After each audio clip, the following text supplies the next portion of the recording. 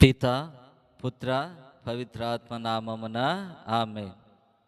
క్రీస్తునాథుని యందు ప్రియమైన సహోదరి సహోదరులారా, మిమ్మల్ని అందరినీ కూడా ఈనాటి ధ్యానాంశమునకు ప్రేమపూర్వకముగా ఆహ్వానిస్తూ ఉన్నాను. మత్తయి శుభవార్త 10వ అధ్యాయము 1వ వచనము నుండి 7వ వచనం వరకు. యేసు తన 12 శిష్యులను చెంతకు పిలిచి, దుష్ట ఆత్మలను పారదోలుటకు, సకల వ్యాధి బాధలను పోగొట్టుటకు వారికి అధికారం ఇచ్చెను. ఆ 12 అపోస్తుల పేర్లివి. అందు మొదటివాడు పేతురు అనబడు సీమోను, తదుపరి అతని సోదరుడగు ఆంద్రయ, జబదయి కుమారుడగు యాకోబు, అతని సోదరుడగు యోహాను, ఫిలిప్పు, బర్తలోమయి, తోమ, సుంకరియగు మత్తయి, అల్ఫయి కుమారుడగు యాకోబు, తద్దయి, కననీయుడగు సీమోను, ఆయనను అప్పగించిన యోధా ఇస్కారియోతు. యేసు ఈ 12 శిష్యులను పంపుచు వారికి ఇట్లు ఆజ్ఞాపించెను, అన్ని జనులుండు ప్రదేశములో ఎచ్చటను అడుగు మోపవలదు. సమరయుల ఏ పట్టణమును ప్రవేశింపరాదు. కానీ చెదరిపోయిన గొర్రెల వలెనున్న ఇశ్రాయేలుల ప్రజల యొద్దకు వెళ్ళి పరలోక రాజ్యము సమీపించినదని ప్రకటింపుడు. ఇది క్రీస్తుని సువిశేషము. క్రీస్తువా మీకు స్తుతి కలుగునగాక. క్రీస్తునాథుని యందు ప్రియమైన సహోదరి సహోదరులారా, ఈనాడు మనం చదువుకున్నటువంటి సువిశేష పఠనము మత్తయి శుభవార్త 10వ అధ్యాయము మొదటి 7 వచనాలు. అయితే ఈ 10వ అధ్యాయానికి ముందు 9వ వచనములో చివరి వచనాలను గనక మనం గమనించినట్లయితే క్రీస్తు ప్రభువు అక్కడ తండ్రి దేవునికి ఒక ప్రార్థన చేస్తూ ఉన్నారు. అయ్యా, పంట మికుటముగా ఉన్నది, కానీ కోతగాండ్రులు తక్కువగా ఉన్నారు. పంటను స్వీకరించడానికి కావలసినటువంటి కోతగాండ్రులను పంపమని ఆయన ప్రార్థన చేస్తూ ఉన్నారు.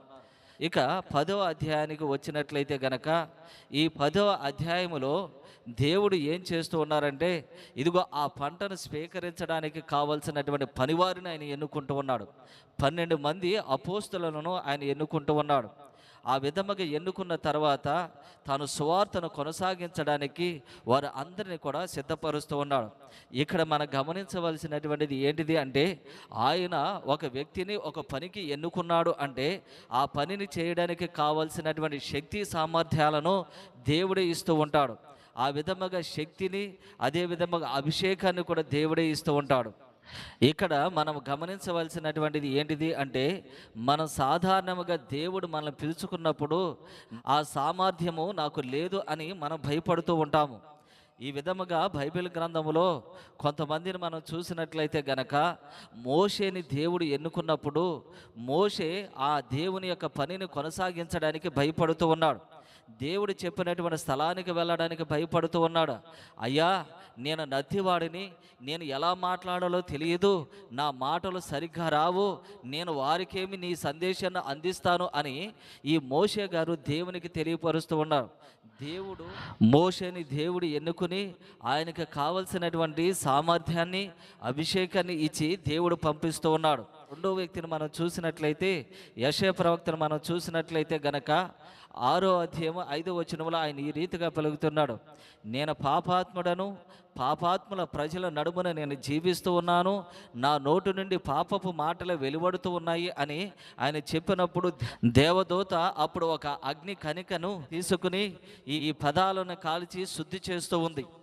ఈ విధముగా చేసిన తర్వాత, ఇదిగో నేను ఉన్నాను దేవుని యొక్క సువార్తను ప్రకటించడానికని యెషయా ప్రవక్త పలుకుతున్నాడు.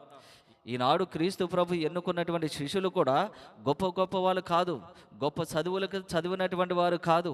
ఇదిగో కొంతమంది ఏమో చాలరుగా ఉంటూ ఉన్నారు, ఇదిగో కొంతమంది ఏమో శుంకరులుగా ఉంటున్నారు, పాపులుగా పిలువబడినటువంటి వారుగా.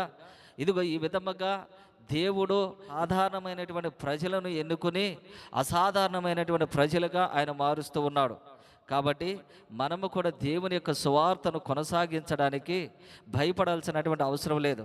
దేవునికి తగినటువంటి విధముగా దేవుడే మనల్ని మరుచుకుంటూ ఉంటాడు. కాబట్టి దేవుని యొక్క పిలుపును మనం అందుకుని వెళ్ళాలి. ఇక చివరిగా దేవుడు శిష్యులను పంపుతూ ఆయన ఒక మాట అంటున్నాడు, ఇదిగో మీరు అన్యుల ఇండ్లకు కానీ సమరయుల ఇండ్లకు కానీ మీరు వెళ్ళవద్దు, ఇదిగో చెదరిపోయినటువంటి ఇజ్రాయేల్ ప్రజల దగ్గరికి మీరు వెళ్ళి సువార్తను ప్రకటించండి, పరలోక రాజ్యం సమీపించిందని చెప్పండి అని ఆయన తెలియపరుస్తున్నారు. ఈ మాటలలో అంతరార్థం లేకపోలేదు, ఒక ప్రత్యేకమైనటువంటి భావన ఉంది. ఏంటిది అది అంటే, ఇదిగో సువార్త అనేటువంటిది మన ఇంటి దగ్గర నుంచే మొదలవ్వాలని, మార్పు అనేటువంటిది మన ఇంటి దగ్గర నుంచే మొదలవ్వాలని. కాబట్టి మనము కూడా మన కుటుంబ సభ్యులకు మనము మారు మనసు పొందడానికి కావలసినటువంటి శక్తిని దేవుణ్ణి అనుగ్రహించమని మన అందరము కూడా ప్రార్థన చేద్దాం. పిత పుత్ర పవిత్రాత్మ నామమున ఆమేన్. ఈ యొక్క యూట్యూబ్ ఛానల్ ద్వారా ఎవరైతే దేవుని యొక్క సువార్తను వింటూ ఉన్నారో వారందరినీ దేవుడు దీవించును గాక. ఆమేన్.